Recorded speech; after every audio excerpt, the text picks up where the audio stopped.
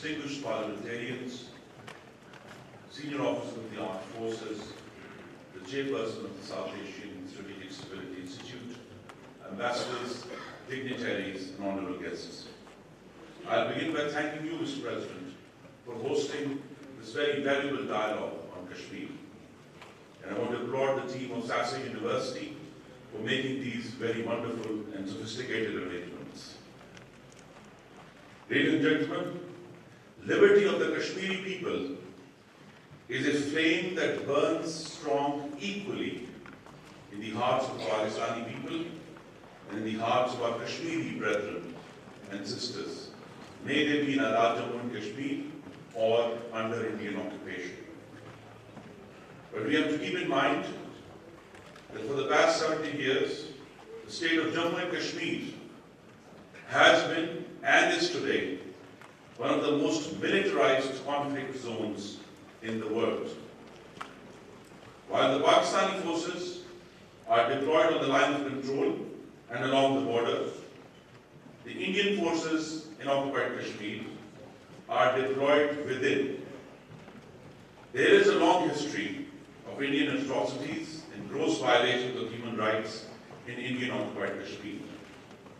These continue, but just as freedom activists in Kashmir have found new tools to express their desire for liberty, the Indian forces have also found new gruesome forms to suppress them.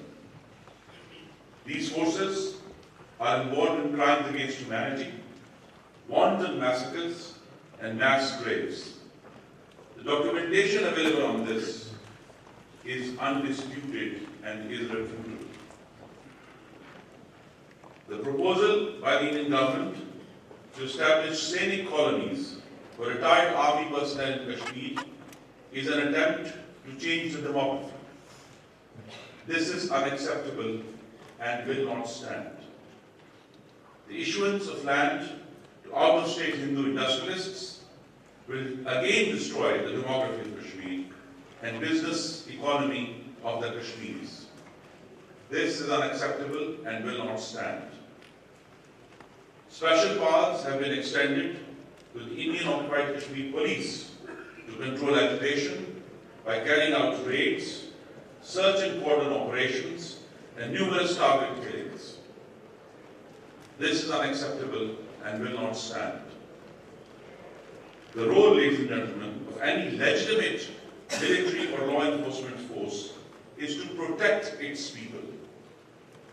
The tactics that I have underlined are used only by occupation forces.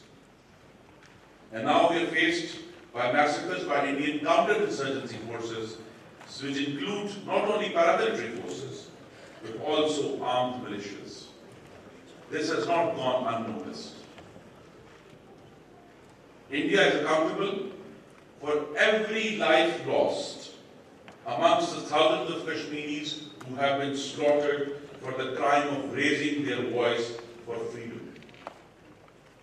And today, India now has more than 750,000 troops and approximately 270,000 paramilitary, non-military intelligence agencies and other militias in Kashmir.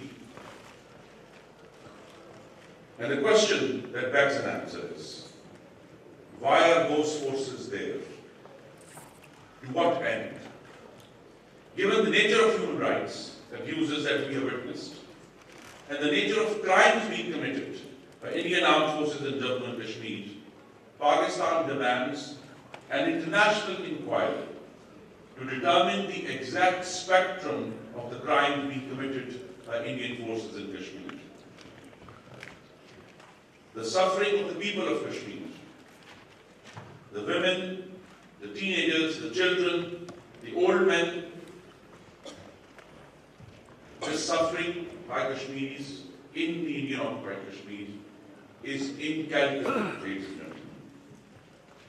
This profound and bloody suffering must stop.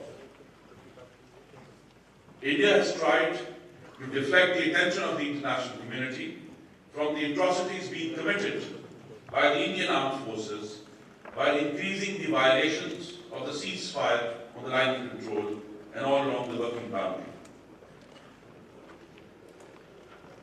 The point to note is that in 2017, there was a fantastic increase in the violations of the ceasefire to more than 1,800. And in the first 35 days of this year, 2018, 315 violations have taken place already. What I want to draw your attention to is to compare these violations to 248 violations in 2015 and 382 violations in 2016. To what end? Innocent civilians have died because of these unprovoked firing by Indian forces. Always, Pakistan's armed forces have replied robustly to these provocations. India wants to increase the violence in its bid to control the state of Jammu and Kashmir and has tried to give this misperception to their people that they will carry out operations on the Pakistani side also. I want to be categorical. Any aggression by India will be met with a befitting response. Our commitment to abide by the ceasefire agreement is not a response limitation. The right to respond at what level and at what magnitude is reserved by Pakistan. And we, the people and the armed forces of Pakistan, will defend every inch of Pakistan's territory. We have stood, we stand today, and will continue to stand with our Kashmiri brothers and sisters in their fight for the right of self-determination.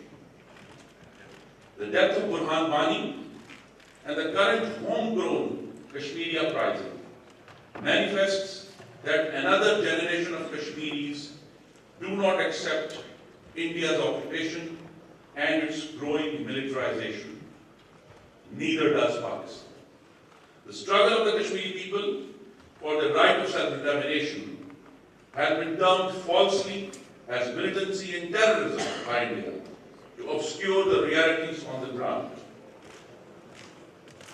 But ladies and gentlemen, bloodied but unbowed, the people of Indian occupied Kashmir fight for their lives, for their honor, for their religious freedom, for their families, for their soil, and we will continue to do so. This is not an issue of territory or defense, but an issue of fundamental liberties of people. And in this struggle, the people of Pakistan stand firmly with the people of Kashmir.